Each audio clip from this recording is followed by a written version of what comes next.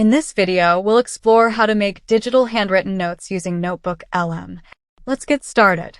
If you have a PDF of a textbook chapter, your own handwritten notes, or any study material you use for classes or lectures, you can easily convert all of it into digital handwritten notes for teaching. So how does this work? Let's go through it step by step.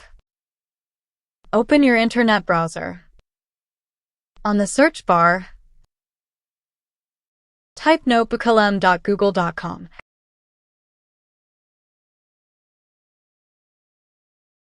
This is the website. Here, click on Create New Notebook.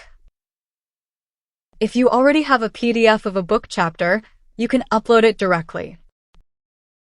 Click on Choose File and upload your PDF.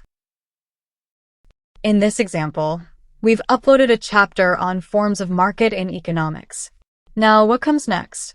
To convert this content into handwritten style notes, go to the slide deck option and click on the pencil icon.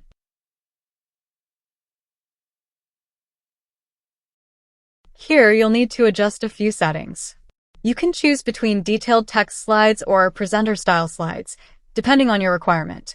In the language section, you can select any language, and almost all regional languages are supported as well, such as Chinese, French, or any other language you prefer. Next, enter a prompt like, create a presentation based on the given sources that looks like student handwritten notes, following these points. All diagrams, flowcharts, tables, and illustrations should appear in a handwritten style. Use clear, simple language that is easy for students to understand. Add short explanation words wherever clarification is needed. Each slide should resemble a neat, high-quality handwritten A4 notebook page. Ensure proper spacing, clean handwriting, and good overall visual readability. Then click Generate. Wait a few seconds. Your slide deck is now ready. Let's take a look.